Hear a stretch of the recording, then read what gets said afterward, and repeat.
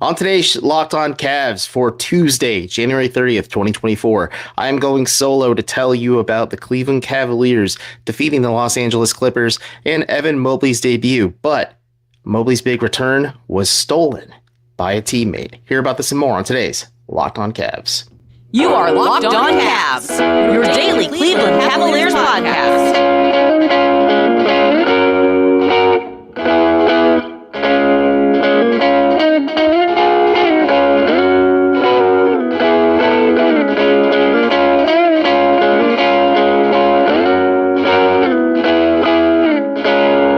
Welcome again to Locked On Cavs for Tuesday, January 30th, 2024. As I said at the top, my name is Evan Dammarell. I'm a fully credentialed member of the media covering the Cleveland Cavaliers for you to enjoy on YouTube or wherever you get your podcasts. So, the Cleveland Cavaliers were able to beat the Los Angeles Clippers 118-108 in, I believe, their eighth or ninth home game in a row. That's a win for them. And they are now 9-1 in their last 10 games. And after a pretty convincing win over the Milwaukee Bucks, have now won 2 games in a row. And I think this game is just more noteworthy, just besides the fact that it's Tyronn Lue, who, coached the Cavs to a championship in 2016, returning to Cleveland, but, no tribute video for him. But this was more so the debut or highly anticipated return, rather, of Evan Mobley post-surgery. When the Cavs hosted the Clippers on Monday, January 29th, it was exactly 6 weeks from when Evan Mobley went under the knife to have a loose body removed from his knee. We don't know if it was cartilage, tissue, bone, whatever it was, but Mobley must have some type of adamantium skeleton, or at least the healing factor of Wolverine or Spider-Man themselves, because the fact that he was able to bounce back so quickly is super encouraging. And JB Bickerstaff shared pregame before tipping off against the Clippers that Mobley wasn't really down about the fact that he had to go have surgery after suffering the injury in practice. He just more so viewed it as a challenge to get off the crutches as soon as possible and get back onto the floor as soon as possible and just kind of make sure he's safely returning to the court as quickly as he can. But it's more so just impressive the fact that Mobley came back much sooner than anticipated. It always makes me queasy when big men have knee injuries, but maybe being a professional athlete and being a multimillionaire with the access to all the modern features of modern medicine really helps quite a bit. But Mobley, we'll touch on a little bit because his teammate Isaac Okoro stole his thunder and in the nicest way possible stole his thunder tonight against the Los Angeles Clippers. And this is just another common thing for Isaac Okoro. And actually, head coach JB Bickerstaff had something interesting to say to yours truly post-game about Okoro, and Donovan Mitchell had some interesting stuff to say as well. So let's give it a quick listen and hear from them. He's... and I'm obviously biased, but I think he's the best on-ball defender and point-of-attack defender in this league. I don't know anybody else who can guard the types of people that Isaac can guard. Anybody who defeats screens the way that Isaac defeats screens and keeps people in front of him the way that he does. He's one of a handful of people at most who doesn't need help in screens. And that's either, on ball or off ball screens. And that makes your defense so much better because you never really have to commit to the ball. And you're always playing, equal basketball instead of disadvantaged basketball. So I can't say enough about Isaac. We're fortunate to have him. He executes game plans to a T. He takes challenges, and this isn't new for Isaac. We threw Isaac in the fire as a rookie, and never once did he complain. Every day he just showed up, worked his tail off, and took the challenges that were in front of him. And again, we're extremely fortunate to have him. Yeah, I think he takes the challenge every night. You know why he's there. It's kind of one of those things. He has like his own coverage. It's like he does his own thing, and we let him just because we know he's going to dominate his matchup every night. I think, and that's something that doesn't really.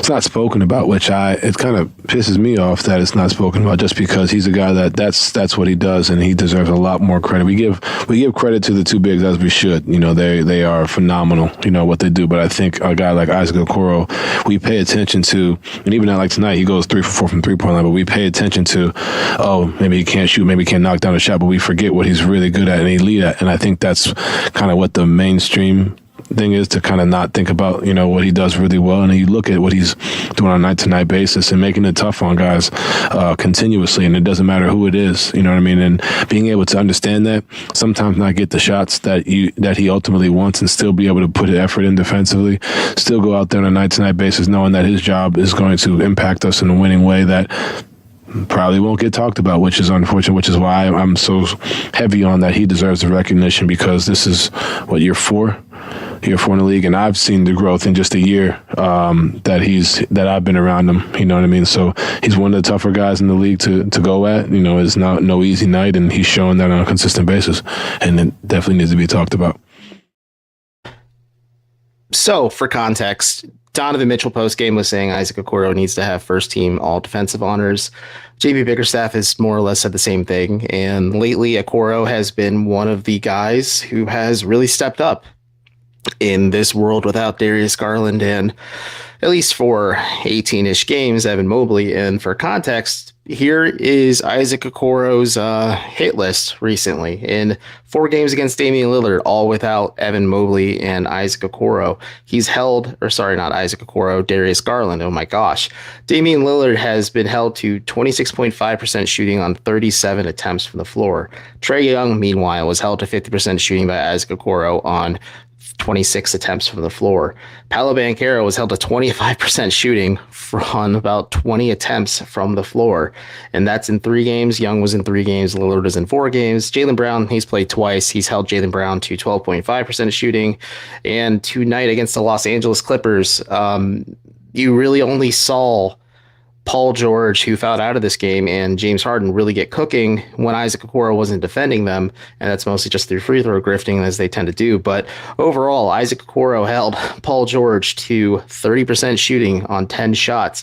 Meanwhile, James Harden was pestered by Okoro all night and was held to 37.5% shooting. This is a former MVP and future Hall of Famer one day that Isaac Okoro is being held by. And yeah, it's pretty understandable why Okoro stole Mobley's thunder in this return, who we'll touch on Evan Mobley pretty soon in this episode, but I just want to give Isaac Okoro his flowers. We're abandoning the typical post-game reformat, but he is my MVP in this one. He finishes the evening with 17 points, 3 assists, 1 rebound, 1 steal, and likely his last start for the Cavs, barring anything unforeseen, for when Cleveland hosts the Detroit Pistons on Wednesday, because, ladies and gents, Darius Garland is probably going to be back, depending on whether or not he's able to kind of clear the last few benchmarks. And then when Garland's back, Okoro will likely go back to the bench. But Isaac Okoro has really stepped up and stood out. And I think just high praise from his coach, obviously, biases aside. But there is clear tangential data that says Isaac Okoro has become one of the best point of attack defenders in the league and has shown on a pretty consistent basis in this 18-game stretch without Mobley and Garland, and 19 games now without Garland on the floor, and has continued to do so on a consistent basis. And it's really exciting to think that a guy that was kind of considered a trade chip is now really balling out and letting his offense kind of translate from his defense. And this game against the Clippers was a good send-off for the Isaac Okoro swan song that we're seeing, as even though he seems cool, calm, and collected, he's constantly treading water and making life hell for the opposition. But we should talk about Evan Mobley. We will talk about Evan Mobley. But first, I had to give a quick word from some of today's sponsors. This episode of Locked On Cavs is brought to you by Quiiiz. I was going to ask my guest this, Chuck Mockler, but some stuff came up. But if you thought it was fun to answer random trivia, how about you make money for it? And you can with today's sponsor, Quiiiz, with 3 eyes, which is the next generation trivia experience. It's also the world's first platform where you can earn money playing knowledge games. And for Locked On Cavs fans, they've created an NBA quiz game where you can test your knowledge and win real cash. Like I said, play with friends or other fans and let your knowledge shine to the bank. You can play without downloading anything. Just go to app.quiiz.com and start playing today. NBA Quiz with 3 eyes is the ultimate knowledge challenge for fans who live and breathe and maybe eat, if you're able to, basketball. Just go to the app.quiz with3eyes.com to test your knowledge and win cash today. That's Quiiiz with 3 eyes. I cannot say that enough. 3 eyes. just like a three-pointer. Play now. Showcase your skills and take home cash prizes. App.quiiiz with 3eyes.com, where fans become champions. All right, and we are back. Evan Mobley, as I touched on in the last segment, made his return to the floor, and he finished the evening against the Clippers with 10 points, 9 rebounds, 3 fouls, a steal, 3 turnovers. Kind of a one-note performance, but somewhat, to be expected. With, even though you have the Wolverine like healing factor, you're still 6 months oh my gosh, 6 weeks, a month and a half rather, removed from playing professional, full contact basketball against not your teammates or your assistant coaches. And JB Bickerstaff noted to me post game that the fact that he had almost a double is pretty encouraging. The fact that he wasn't like hunting shots, he only played in about 20 minutes, 51 seconds. So 21 minutes. They just want to be fair. And it looked really comfortable, but you saw a lot of bursts. I think you saw a lot of things from Mobley that looked really encouraging that limited stint, whether it was the Donovan Mitchell lob pass, which was my highlight play of the night, from the top of the perimeter to a streaking Evan Mobley at the bucket. You saw Mobley dunk it with authority, and you can think, okay, he's clearly comfortable launching on a surgically or an arthroscopically explored left knee. But for me, the other moment is just seeing Mobley take the ball off a rebound, go from end to end of the floor, attack the basket, and get an easy look against the Clippers, who were clearly not paying attention on fast break defense. And yeah, we will see how Mobley grows and adjusts. I think it is interesting to note that the Cavs have always kind of had this mentality during this recent hot streak of theirs without Garland and Mobley that offensively they're more than okay and able to handle acclimating those two to the lineup and back to the rotation. And actually, Donovan Mitchell had an interesting note about adding Mobley back and also, adding Darius Garland back soon after. And I want to share it with you guys, and we'll kind of explore what my thoughts are behind it. It's tough, man, because the way we've been playing, it really suits those two guys in particular. I mean, I think we run the ball. We've wanted to play with pace. We're doing that. Obviously, continuing to find guys. Continue defensively. We've taken a step. You know what I mean? So you add a guy like Ev, it's only going to get tougher to score on us. You know what I mean? So I can't pinpoint one thing, but I think the biggest thing I would say is just getting reintegrated, understanding, all right, cool, we'll run this action instead of it being Sam, it's DG. All right, cool. We want DG on this side so they can't single side tag. All right, cool. We want you in this action. I'm going to screen because they won't switch off of me. All right, cool. Ev, I'm going to screen off you because they may hedge. You get to your little roll, get to a little two-man game. Maybe we're setting the screens. We did it tonight. Like, when they put the 5 men on Ev, put the 5 men on ice. Now Isaac's in the half row. Now you have Ev and Jay on the little short rolls and me and DG in the corners. Like, where do you help out from? So, like, I think those would be the different things because getting back into that flow, I think will be one of the tougher things. But we have guys that, pick stuff up quickly, so it won't be that bad. So, as Mitchell noted, I think the fact that Mobley missed a month and a half, Garland is going to miss a little bit longer, probably just a game compared to Mobley.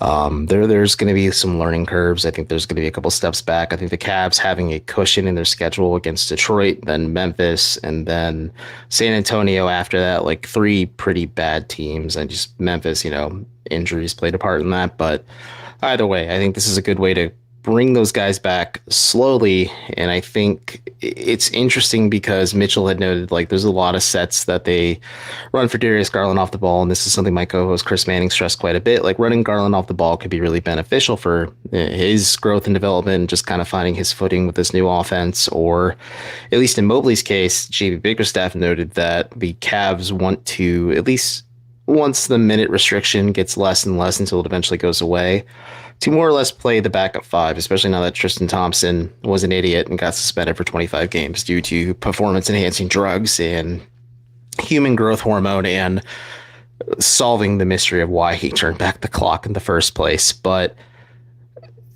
Bickerstaff said the approach, at least for now, and you don't want to rush this process at all, is they want to do something similar to what they did with Allen, where they surround Mobley with 4 shooters on the floor. You saw it at times against the Clippers, whether it was like a combination of LeVert, Mitchell, Niang, Strus. or even Sam Merrill, who played for about 7 minutes against Los Angeles. Like the Cavs can plug and play options to surround them with shooting.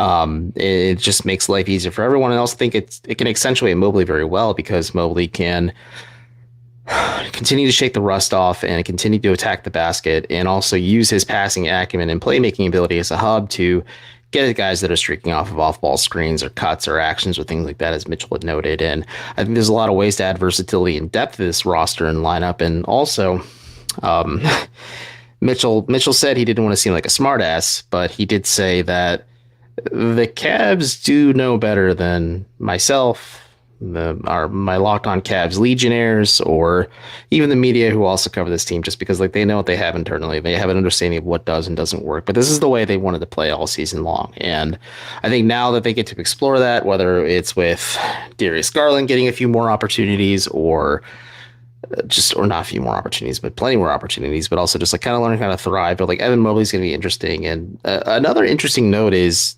Bickerstaff shared that into the easing in process of getting Mobley like rust shaken off, getting him comfortable back out there on the floor. But more than that, like you look at Dean Wade, who averaged 4 3-pointers per game as the starting power forward for Cleveland while Mobley was sidelined. And the question was posed at JB, would Mobley attempt a comparable amount? Because from the moment he came from Southern Cal to the Cavs themselves, like they've been working and fine-tuning and constantly coaching and practicing his jump shooting and his perimeter shot. And historically speaking, like Evan Mobley is not a shooter. I believe off the top of my head, he averages less than 30% on 1.3 3-point attempts per game in his very brief NBA career so far. And Bickerstaff said, yeah, that's the plan. Like we want him to stretch out the floor more, just, because it is harder to play two bigs alongside one another, but at least that don't stretch the floor like Allen and Mobley do currently. But it'll be an easing in process. I think the Cavs will be creative and dynamic in playing lineups with Mobley and Allen together, and then also just staggering the two so that the Cavs always have like a consistent defensive threat that can dominate on the interior and down low, and also just like really benefit from the fact that like you have shooting at the 4 spot, whether it's Wade or Niang or Strus if you want to get small with it, or even Karis LeVert. And then like LeVert, you have Isaac Okoro, at the 3 you have Isaac Okoro, who, like I said, went 3 or 4 from 3 against the Clippers tonight, or you have Max Strus, or you have even George Niang who can play small ball or bigger ball, I guess. And then ditto for Dean Wade. And then there's just a lot of plug and play options the Cavs, even Sam Merrill too, that the Cavs can utilize a lot of different dudes in that spot. And point guard, it's self-explanatory. It's Darius Garland. Maybe the thought of Ty Jerome at this point, just because I doubt Jerome's going to play for the Cavs at any point this season after being sidelined since the home opener against the Thunder. And then like Mitchell, you have Strus, Mitchell, Okoro at the shooting guard spot, Sam Merrill too. Like there's a lot of different plug and play options, and it's going to be interesting to see how the Cavs kind of encourage Mobley to shoot more. They said, given the circumstances and how they play, like it's kind of like force that growth to happen, and like the Cavs are going to figure out, does he have it or does he not, and they can move forward from there, but we'll see. It's hard to really take a full scope in this game against the Clippers because he played just a hair under 21 minutes tonight, but Evan Mobley was effective in this one. I think there is going to be an ugly game or two, especially when this team has a clean bill of health outside of Ty Jerome going forward. But for now, like Evan Mobley, not a bad return to the floor. I think he looked very competent defensively, like he always does. He always raises the level for Cleveland. He did look pretty comfortable defending, whether it was Mason Plumlee or Kawhi Leonard or Paul George or even James Harden at times. Like Evan Mobley is that multifaceted unicorn on defense. He's always going to give you that. It's just figuring out where he fits in this new system. But it's pretty clear, like whether it's from Mitchell or it's from Bickerstaff, like the Cavs have a plan in place, and it's all going to work out in the end. I at least assume they're one of the hottest teams in basketball, so I think it's easier to figure it out when you're winning. But we'll talk about more looking ahead, whether it's Darius Garland, and is this Cavs team legit? Just after the fact that they have really beating up on some of the Eastern Conference's best, whether it's Milwaukee or now recently the Los Angeles Clippers. But got to take another quick ad break, and we'll be right back with more. This episode of Locked On Cavs is brought to you by BetterHelp. Around New Year's, we get obsessed with how to change ourselves instead of just expanding on what we're already doing right. Maybe you finally organize one part of your space and want to tackle another. Or maybe you take supplements every morning and you start to eat breakfast, the most important meal of the day as well. Therapy helps you find your strengths and ditch extreme resolutions and make changes that stick. I've personally been going to therapies for over a decade now, and it's given me the toolkit to address my general anxieties and fears so that it doesn't consume me and I can keep on keeping on. If you're thinking of starting therapy, give BetterHelp a try. It's entirely online, designed to be convenient, flexible, and suited to your schedule. Just complete a brief questionnaire to get matched with a licensed therapist and switch therapists at any time for no additional charge. So celebrate the progress you've made already. Visit betterhelp.com/LockedOnNBA to get 10% off your first month. That's BetterHelp, HELP.com/LockedOnNBA.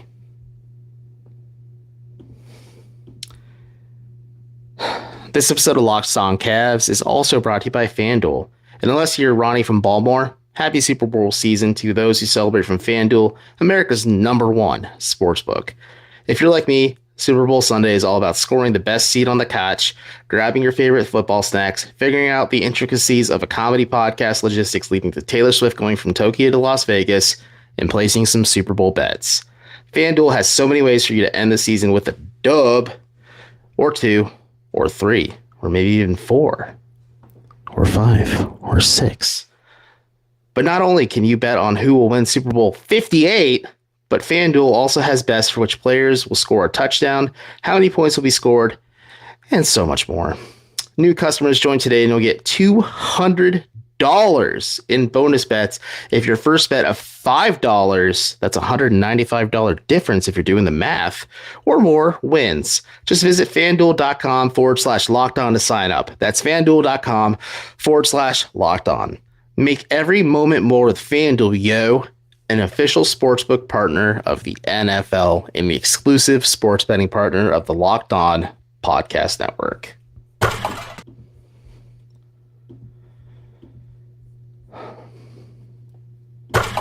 So yeah, the Cleveland Cavaliers are kind of getting a full bill of health, and I think the fact that they have some pretty impressive wins, whether it's the bounce back win against the Milwaukee Bucks after kind of coming out flat and then clawing to the very end and losing steam against Milwaukee the first time around, or just the fact that they mercilessly beat up on the Los Angeles Clippers. I mean, depending on how you feel about the Celtics, I personally think the Celtics are the best team in basketball, but the Clippers aren't too far behind them. And the fact that JB Bickerstaff has been coaching his butt off this entire time, and just really scheming up and keying up the Cavs for success, and also just like there's only so much he can do from the sidelines or just scheming up these games, but like having his guys like completely commit and buy into doing what they do, it's really refreshing. And speaking of refreshing, the quote machine himself, Donovan Mitchell, had something to say about how the Cavs have been attacking during this, 9-1 in the last 10 streak that they've had,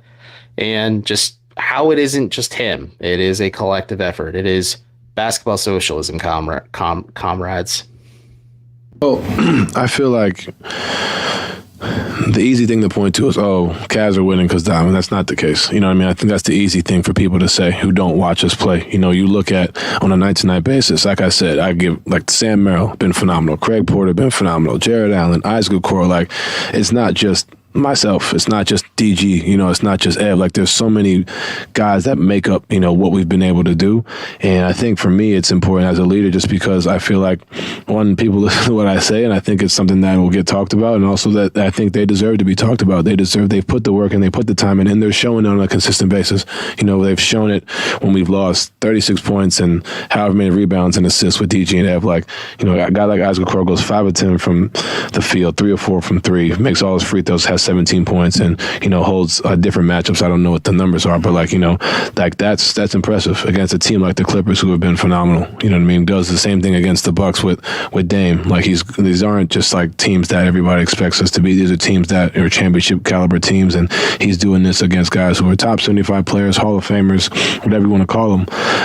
And I think that's just been why I feel like, I have to say it, because I feel like those guys won't say it about themselves. I respect that about them, but ultimately, they deserve recognition for the work they've been doing. And to be frank, I think that is really credit where credit's due. Like, in this game, it was Evan Mobley's return to the floor.